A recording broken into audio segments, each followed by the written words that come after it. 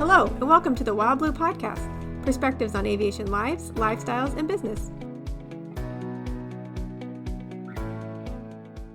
The next question is also very looming.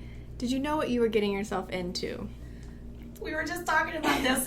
No, because when I married Chris, he was in the military, and we just thought he'd be in the military. He was a career person. Yeah. But we had some unfortunate health things that happened, and I don't know if he's talked about that, so I'm not going to share what it is. So he sat behind a desk for his last year. Mm-hmm. Well, no, second to last year, the year we were engaged. And he sat behind a desk, and he got a sense of what it was going to be like for him when he got like older. Yeah. And he's like, oh, this is not for me. Yeah. Being behind a desk is not for me. Mm-hmm. So he called one day. I remember this. I was on the treadmill, and he called one day and said, open the file cabinet and pull out my papers from KU, from ROTC. I'm like, okay. They had not changed over their paperwork when their commitment changed from 8 years to 9 years. Mm-hmm. He thought he had 9 years, I think is what it was, maybe 8, I don't remember exactly. He thought he had this long commitment, and when I pulled out the papers, he had signed the old papers, and the Air Force at that time was honoring that commitment. Wow. So he ended up getting out a year early. That's cool. And going, the day he separated was the day he got hired by Delta. Mm-hmm. So, yes, I kind of knew what I was going to get into. Yeah.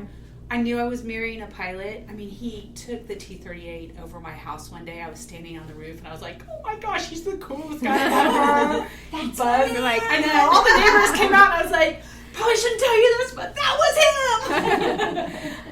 That's awesome. It was fun. So, no, I think once you get into the schedule, it's very weird. And then add kids to that. Add kids. Though. Our first year or two, I was bored a lot because I had given up my career to move with him. Gotcha. I was an audiologist, and when I came back to Oklahoma, there wasn't a position for me, and I didn't want to go back to selling hearing aids. Yeah. So I gave up that career before I got into real estate. And so I was depressed the first couple of years. But we figured it out. You just get used to it after a while. And then we had kids, and it was hard, but you figure it out. You get used to it. And people ask you what it's like, and you can't even explain it. The only people that understand are the people that are in it, like Brenda and Amy, those people. Or like military spouses and stuff like that. Even military is a little bit different because they're deployed for a long time, or even if they're flying, they come home at the end of the day. Gotcha. So. That makes sense. I have friends whose husbands are with the train companies, and they say it's very, very similar, single parenting. Gotcha. That makes sense. Yeah, that makes sense.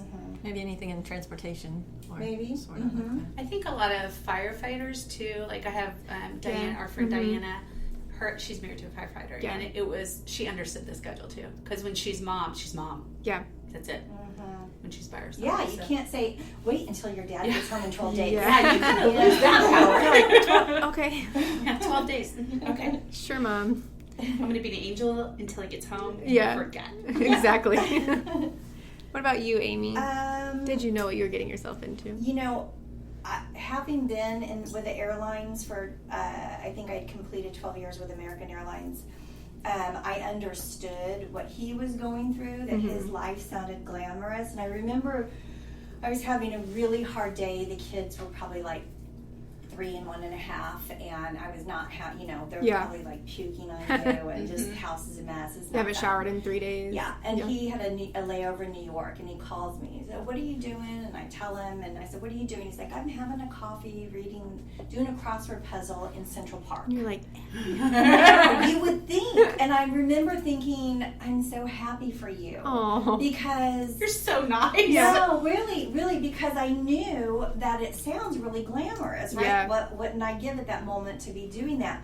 But I knew he had leave at 9 at night and be up all night and then get into London, and then you're tired and your room's not ready, so you have to sit around for 2 hours, and then you sleep for 3 hours, and if you want dinner, you have to get up, Yeah. and then you can't work out, and the food's expensive, and then you sleep, and it's always hot. It was always hot for me in the rooms in London. Yeah. And then you get up and you fly back. So I knew he had a tough, few days ahead of him. That's so sweet that you have that perspective. The thing you learn about Amy the longer you know her is she is ever the optimist. She will find the best thing about the worst situations. And it's coming when she goes, yeah, but. Yeah, but. Uh-huh. You're like, oh, here it comes. I say that to my husband too. I'm sorry. That's a good thing to apologize for. It's a good thing. Well, it wasn't always easy, but even with that knowledge, I still didn't know. Yeah. And I don't think, even now, I think I have PTSD, so it's not easy.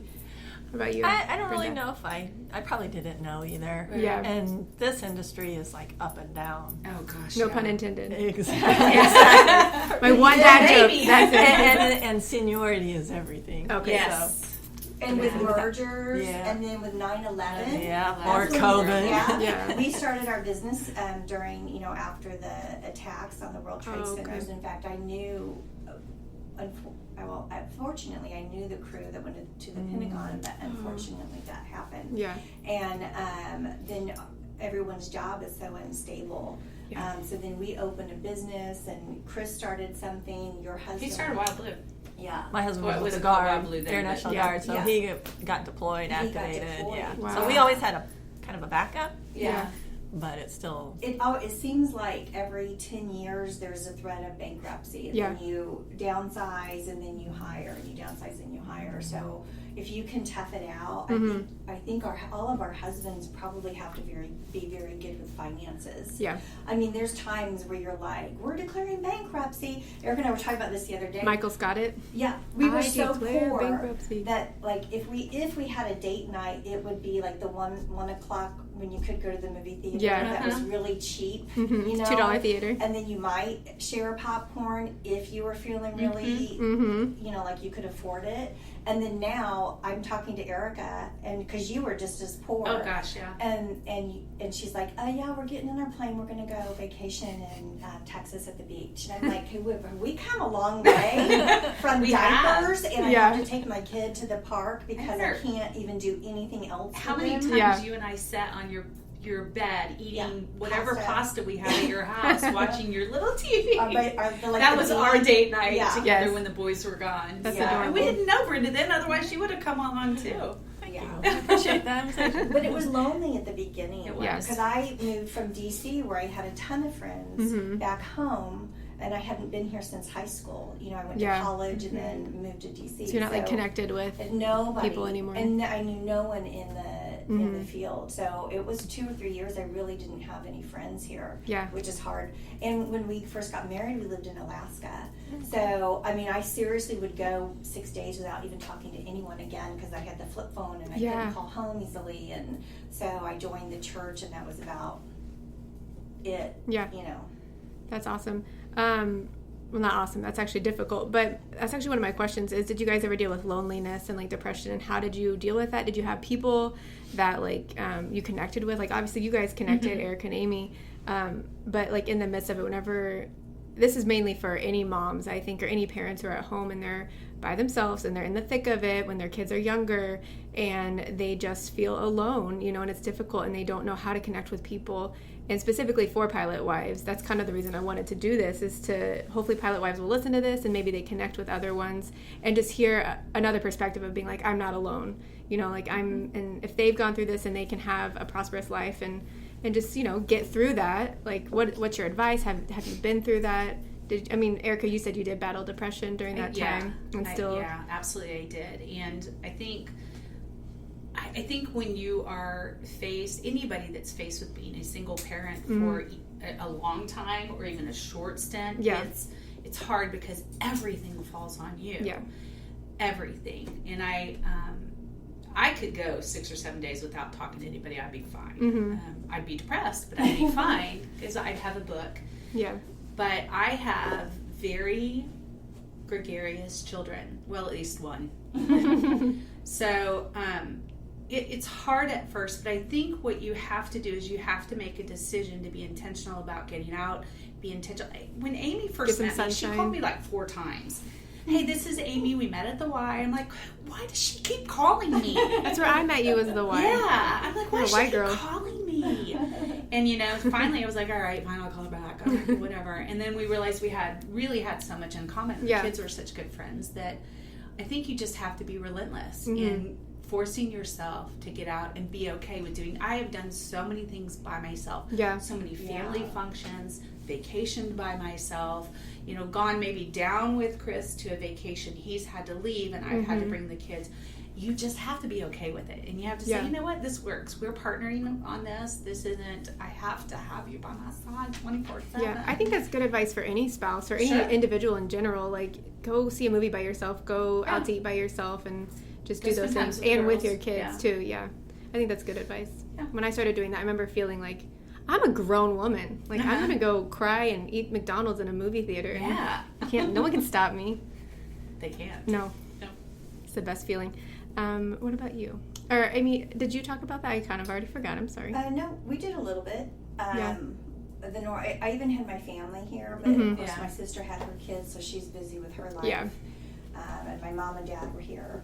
But I think just finding that somebody, and then also I am the type of person, if I decide you're going to be my friend, you're pretty much just going to be my friend. I'm the same way. I'm like, you can't get rid of me. I'm sorry. I apologize now. I'm grateful for that. Just you guys. give in. Well, thank goodness you called her 4 times. Yeah. Might have been more. You were being nice. And then I don't think I really got depressed, but again, being a flight attendant, I think I was used to being alone. But I would go to the Y, and I remember getting on the treadmill, and I have this thing where if you just want to run away from it all, and think, okay, well, imagine the clouds in the distance or the sun setting are actually mountains, and you're in Switzerland. Nothing changes in your life. So basically that says deal with it, right? But I would get on the treadmill at the gym, and there was this beautiful window with this farm in the front, and I would just run. At the Platte City Y? Yeah. Yes. And I would just run, and I'd be like, okay, just pretend you're running away, and then I'd just feel so much better and revived. And you worry why your daughter thinks, oh, she sings in the shower, I'm alone in the woods. Because I'm running away too. Those were the best treadmills. Yeah, they were. That's actually where I met my husband. Lifesaver. Really? Yeah, he ran like 11 miles one day because he was trying to look at me at the desk. And I didn't even know till later. And he worked out and then went to the hot tub. You know where that desk is? Yeah, and you can see. And I never saw him for like That's 6 months. He was in the hot tub, and I never could check him out. So he's like taking his shirt off, like pool, flexing his muscles White girl, for you, and you're like oblivious. I didn't even know.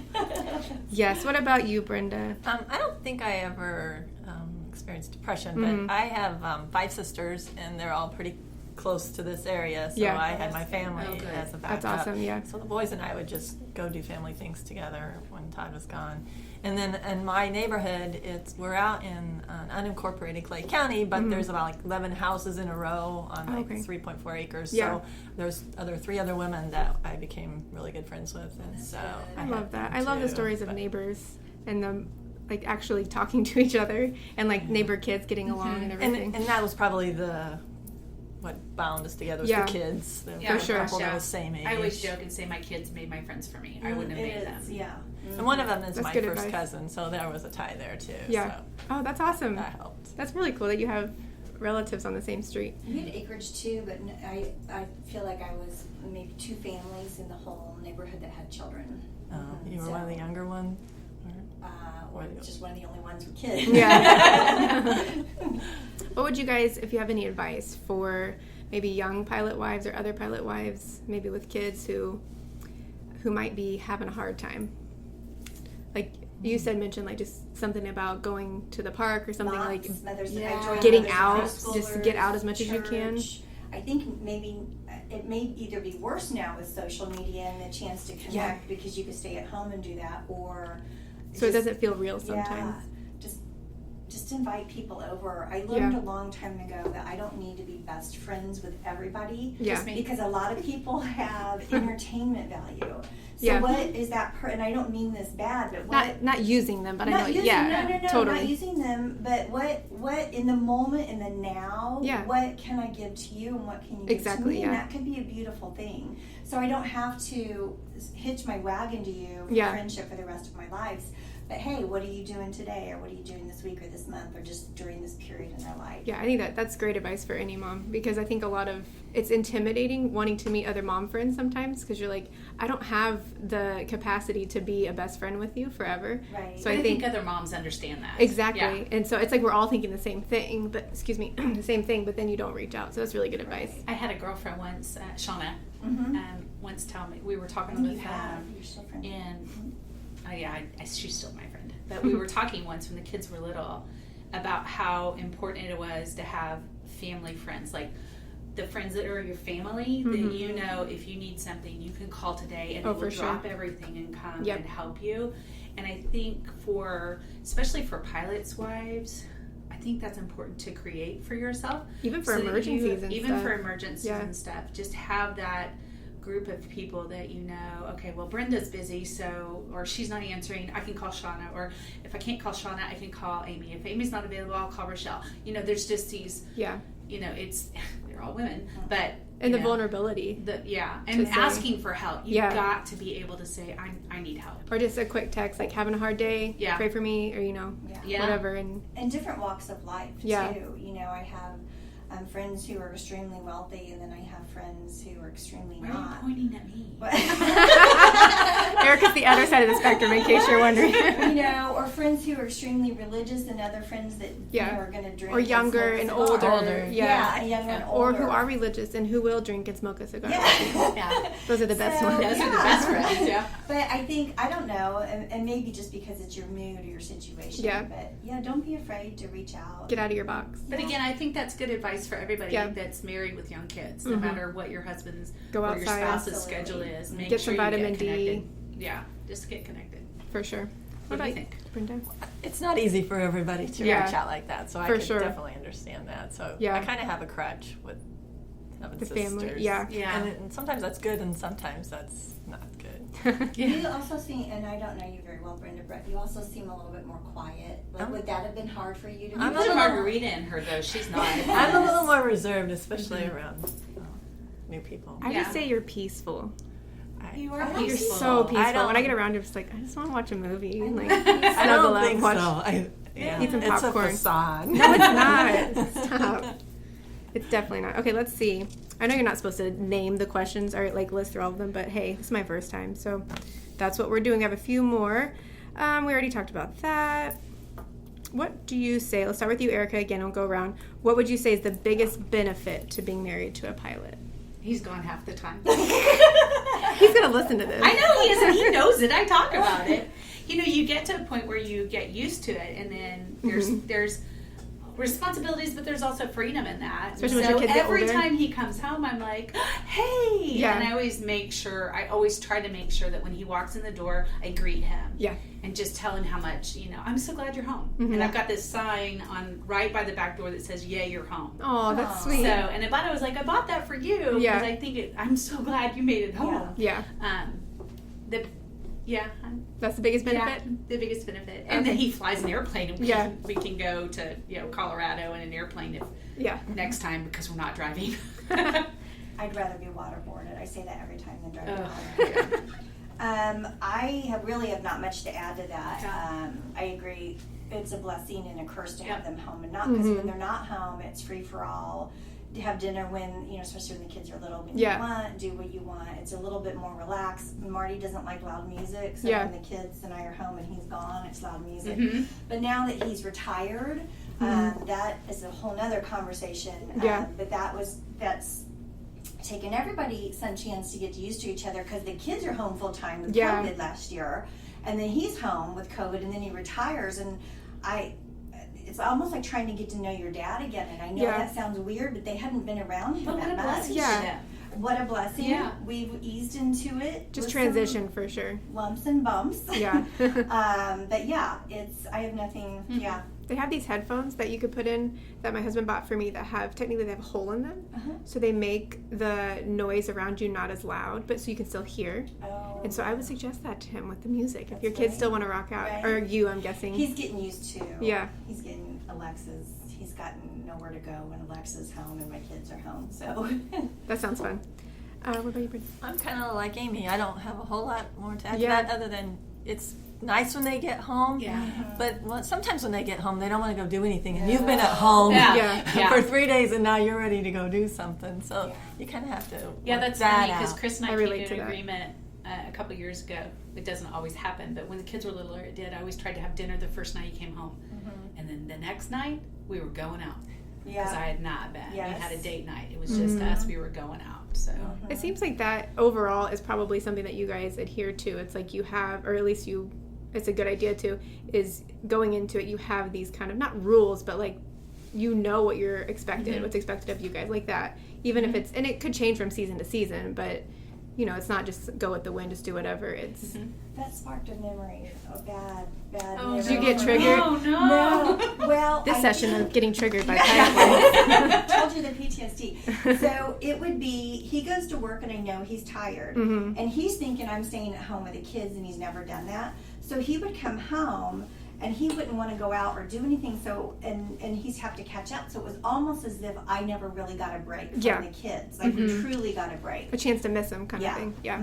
So I don't know why I threw that in there. I'm go to therapy now, but anyway. So do you forgive him for Obviously. I'm just kidding. Um, I have a pastoral background and a counseling background, so I immediately want to go into that and be like, okay, let's walk through that. We'll do that later off camera or off microphone. What was the biggest negative? Oh, That gets kind of deep, but the biggest negative. I did not pre-read these questions, so you guys go first. Let me see if I can come up with something, because clearly it's not. Now I will say the biggest negative is him being gone. Yeah. I mean it's It's funny. a positive, It is because it makes sense though. there were so many times when there were times when people didn't think I really had a husband. Yeah. I would go to so many Like, events. I have a ring on. You can have a ring Yeah. on, but I would go to so many events, especially family that didn't really know me there, or church. I'd show up with my husband. They'd be like, "Oh, he is real. Yeah, he's real. I wasn't making it up." So that was going to all the events by myself over and over and over again. Especially like holidays. They can't control their schedule. Exactly. You got to work when you got to work, and so holidays are tough. Yeah, the Like very Christmas. the very Easter's first a week Christmas I late. was married. We didn't have kids, obviously. Yeah. And I got on the airplane and flew around with him all day long just to see what it was like, because I don't have the same background as Amy. Yeah. I didn't know what it was like. We went all over. I mean, we flew all over the United States. I was like, oh, this is... But I sat first class the whole time. Yeah. If I'd been back in coach, it would have been a different story. Yeah, that was a long time ago because you train non-rev now Yeah. and you're like last row, middle by the bathroom. You're lucky Like, I if just you want to get get on. I just want to get on. Yeah. So that's changed. What were you guys talking about with the change as far as now you're not in first class? No, there for a while after 9/11, it was pretty easy to get on and sit first class because a lot of people weren't flying. But over the years, at least for Delta, a lot of people have gotten a lot of miles, so they move up and upgrade. Yeah. So I don't get first class very often. I'm just really happy to get on the plane, especially now with them only running at 60%, 70%. I don't even know what they're running. Yeah. To even get on the plane, I'll be in luggage. So nice, the gauge Yeah. agents. I'm like, thank you so much. You're so awesome for letting I love being on the So plane. you It's can so get fun. anywhere for basically free. Yeah. And everyone just thinks that's so wonderful. Glamorous. Such a pain in the butt. Domestic, I'm like, just let me go. And then you have, like I say, my vacation begins when I get to the airport. I get a mocha. Same. And I sit, and if I miss 3 flights, okay. You have I to gotta- be very flexible. Very don't you? flexible. Yeah. I may not even go. Yeah. You may have to go home, or if it's drivable, we just get in the car and Yeah, drive. we've We did done that that. coming home from Colorado in did. January. So you would say that's also a huge piece of advice would be just be You gotta extremely be flexible. flexible. Yeah. My daughter is not the most Yes, I flexible know. person. Yeah. Rob and Grace are really a lot alike. And I can remember one time being at the airport ready to go on a trip. She's Oh, so yeah. excited. It was crazy, and the gate agents were just... they were stressed. Yeah. And and she's over there coloring a picture of the gate agent, Oh. while she's waiting. Well, we didn't get on the flight, and I said, we have to go home. We're going to have to drive. Did she rip it up? Oh yeah, no, she did not rip it off. She ripped the head off. She started. This is you. She started pitching a fit and crying and crying and crying. And I was like, Grace, you just drew a picture of the gate agent, right? Yeah. I said, why don't you go tell her thank you for letting us wait and give her that picture? And for Grace, it was like, oh, okay. Yeah. I get to go bless somebody or something. But it made Yeah, that that's flight hard. attendant's day. She just looked at it and she's like, "Oh, sweetheart, thank you. You could probably get on the next flight." So That has to be hard, obviously, for children, because even as an adult, I'm like, no, Yeah. I want to go. And it's not real easy when you are flying with your kids because Oh my gosh, I've never. we say you have to be flexible, but it's stressful because you want to make sure all three of you get on. Yep. And you're And not all your 15 stuff. rows away from it and all the Exactly. stuff. Yeah, and you have, like, 'cause you really strollers. Well, do. you learn. You Carry only on. fly with one bag. Yeah, one backpack, man. And you carry it yourself, and that includes your kids. Yeah. I flew with a newborn with my oldest one time. And Oh, you're crazy. I haven't flown with. He was Yeah. real little, and he nursed the whole time. But I haven't flown with children yet. Oh, really? I think your boys would have a good time. I think they would be Starting good young. too. My Yeah. kids are so We used to not getting on or Yeah. just going Yeah, with ours the flow. are mine are too now. So are mine, and they got lots of compliments when we flew when Yeah. they were little because they Oh, you meant behaved anything. really well. Mhm. Yeah, That's Yeah. sweet. I had flight attendants take Grace and pass out food with her. They like, come on, Grace, Flight let's go. attendants are always nice because they Yeah. know. Yeah. And Yeah. especially if your kids are nice, make sure they're clean. Yes. And just, don't ask Lots for to anything do. if you Lots don't to have do. Some Dramamine. That's for you. Yeah. We- Actually, if they you have sit kids first class, Dramamine. the wine's Yeah. We do kids Dramamine, like if we're going to Branson or something with those hills. for you. Yep. Because that could get real messy real quick.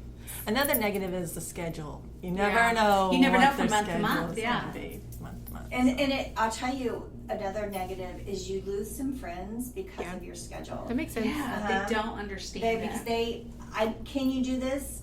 I I don't may know. or may not be able to. I'll tell you about the 17th Yeah. to the 20th of the month when my husband gets his schedule. I Even can't Chris's commit. yeah. mom is, well, honey, let's just get it on the schedule. I'd love to, but I don't Yeah. know what the schedule And is. if they can't handle that or they take it, because, month after month you might have to cancel on them. Yeah. Or Marty takes a trip and gets called out Yep. last minute Exactly, yeah. for extra money, and then they're mad because your schedule changes and now your husband was going to do something with the kids and now you've got to take over. Yeah. So you do, I know Brenda looked at me like I was nutso, but you do lose some friends along the way. Yeah. I think that's kind of shallow, but I mean, That's right. It is. Yeah. If they can't On their understand, part. On their they're part, probably yeah. not Yeah. very good It is. friends. Yeah. I think so. My husband travels for work, and that's something that's kind of a newer thing for me, and it's been a new adjustment, basically for planning because I love to plan. I love having my calendar Oh, yeah. figured If you're a out, especially planner, with my just throw girl it out. time and everything. And so that's been a huge adjustment, and it's been hard to not blame it on him, That you is know, the and to hard not get bitter towards your Yeah. spouse because it's not their fault. That's their job, and they're just trying to provide for your household. But so you have to be. And that's it's when a you whole change new your world attitude for me. and say thank you so much for Exactly. Yeah. coming home for one thing. Yeah, and then you really appreciate that time when they're there because it's more like obviously like you enjoy the time with your girlfriends and all your friends and family, but when they're home they're your best bud, and so you really And try you to have soak to that make up. a time for them. Yeah. Especially, okay, I know I'm supposed to do this, but my husband's home for 2 days and I really like Yeah, to see him. and He's leaving I for like being another married to night. him, so Yeah. I want to enjoy the time with him. We have played over the years. We played cards in the mornings. We played Rummikub. We played Rummikub in the evening. Just play a game so that we're both sitting there. Yeah, Yeah. No phones, chit chatting. And Yeah. Chris has always been very good with just. I've always been able to really talk to him, and I think for any marriage, that's Yeah. important. Make sure your communication is solid. That you're Yeah. constantly talking when you can. I mean, if they're gone for 3 months and you haven't talked to them Yeah. for 3 Yeah. weeks, then when they do call, everything goes away, and that conversation is the bomb. Diggity. sort of hard to do though with kids. yeah, It is. for sure. You got to work on that. Sure. Yeah, finding that balance, especially with younger ones, like they technically have a bedtime, but it's like they don't necessarily honor that every time. Yeah. Right. So you could be, some night, like we usually try to have our kids in bed at a certain time and then we watch shows or something, but that wasn't how it was whenever they were younger because, and I can only imagine if your husband has to wake up early to catch a flight or something. I was pretty strict about bedtime. Yeah. So Because was I That's needed helped that us a moment. lot, Yeah. for sure. I had a girlfriend who was a doctor down in Fort Worth, Diana, and she would say, Erica, you put those kids to bed at 6 p.m. I'm like, okay. Yeah, I can do it. You're the doctor. I You wasn't said so. strict. But So- I mean, I didn't have to really that was struggle with really, mine. really young. Yeah. My kids were really good. I mean, bungeed the door shut once. I'm like, I'm sick of you coming downstairs. So, Mommy, I'm still awake. That's Benji, 11 o'clock at night. Oh, yeah. I'm not tired. I can He's see been in bed Benji. for 3 hours. Yeah. It's okay. Benji's got a lot of energy. He sure does. He's so cute. Well, let's see. Oh, so what would you say, or would you say that being a pilot family is almost like its own culture? as far as like you know what to expect. You kind of like you know each other almost immediately. You know, like obviously you haven't met Amy before, but like when you're just like you kind of like we get each other. You know, right. Yeah. I think that's, at least for me, it's funny. When my kids were first little, my group of friends all worked for the airlines. Shauna worked for the airlines. Oh, yeah. When I met you, and then there was Angela, that her husband flies for FedEx or UPS, one of the two. I mean, and then I had a couple other girlfriends that were just kind of the fringe girlfriends, you know, that you need, but they all of them, and I don't know how we all ended up knowing each other. I'm like, your husband's a pilot too? Yeah. Get out, seriously? That's why we get each other. Yeah, we just had someone come to church. They've been at our church Chris for the last month. Chris and he's a pilot. Yeah, he and Chris sat there and talked for like 20 minutes after church the other day. I'm like, I'm hungry. Yeah, and I feel like it's probably a culture thing for your kids too. Like they just know. Yeah, that's awesome. And the language of everything. Yeah, are you that makes taking sense. a green slip? You have a layover. He's got the dead head. Yeah, everyone else is like, what? Yeah, so I think some of that, being able to talk to somebody who's familiar, so you don't have to interpret. I don't know about you, but it's people always. How do I get to so and so at the airport? Oh, piece of cake. I go out there twice a week. Or they call for advice. I have a ticket. I'm like, I don't know anything about tickets, man. You just show up. Yeah. He flies it. He couldn't tell you anything about any other part of the airline. The whole process. Mm-hmm. Okay. Well, that is how we are ending this podcast. You're welcome. So thank you guys for listening, and I think that we're going to have to make this into 2 different episodes. Good. So I'll cut it if I need to, but I think also I want to hear back from you guys, so we will check our schedules, your pilot wife schedules, and get something on there. Hey, we did a good job, though. We did. Awesome. We did. Thanks, Tabitha. Thank you, Tabby. You're welcome. Thanks for listening to the Wildblue podcast. Find us online at flywildblue.com. And don't forget to subscribe and share.